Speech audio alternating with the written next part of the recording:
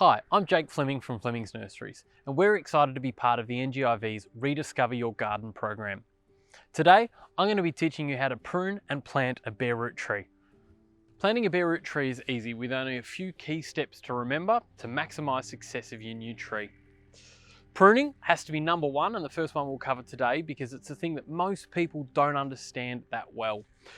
What people don't understand about bare root trees is that most of the roots are actually still here in the beautiful Dandenong Ranges at our farm in our paddock. This happens in the digging process because we slice a big blade underneath them and shake the dirt off so we can ship them to nurseries around the country. Because of that, the tree is slightly out of balance. There's probably 50% of the roots missing, but 100% of the top. So what we do in the pruning process is reduce the volume of the top to try and match the bottom to give the tree the best chance of success. Be confident in your prune. Know that you can't do a bad job. Most people squeal in horror when they see me prune a fruit tree like this. This is an Okie Dokie peach, one of Fleming's flat peach varieties. And what we're going to do is prune it. Really simple. Let's keep the label on that one.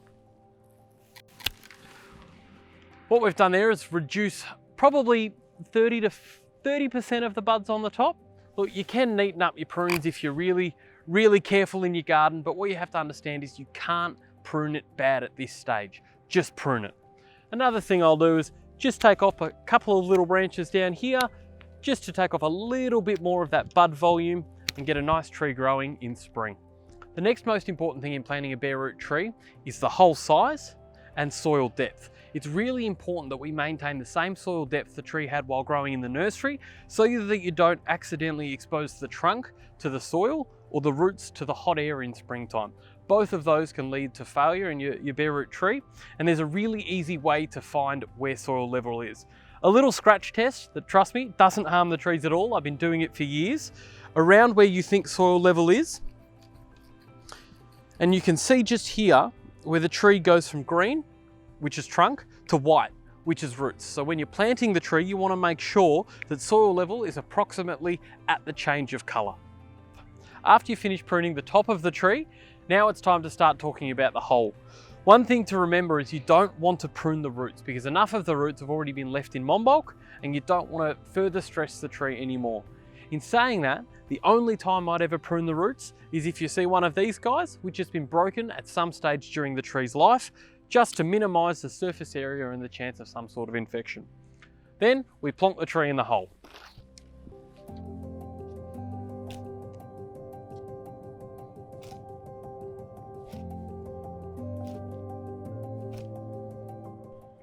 And once you've finished covering the roots in soil, stomp gently around the side or the base of the tree, just to secure the tree in the ground so it doesn't move around too much post-planting. And once your tree is planted, it's time to start talking about water.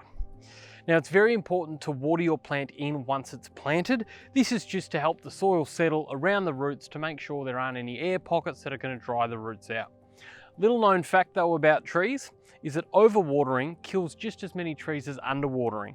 One thing we've got to understand with things like this, the peaches, the cherries, the plums, the aces, is that they're not water plants. They don't want to be sitting in a bog all their lives. So what we do, or what I do, is just dig a little bit around the soil, around the base of the tree before you do give it its next water. If it's still wet, don't water it. Come back tomorrow and have another go.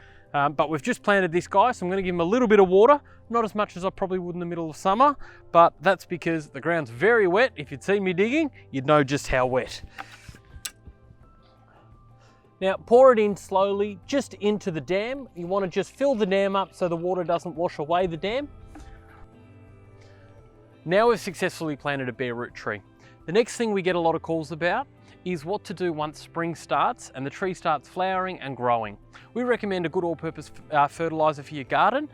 Speak to your local garden centre though for the one that's right for you, because depending on the kind of trees you've got in your garden, a different one will do better things for you. Follow-up pruning on this isn't that necessary. What we might do is hollow out the middle a bit just so we can maximise airflow in the middle of the fruit tree to stop the fruit rotting come summertime. The other thing I'd recommend, and something that we get a lot of questions about, if it's a flowering tree, don't prune it until after it flowers. Otherwise, all you've done is cut off those beautiful flower buds that you're there to look at in springtime.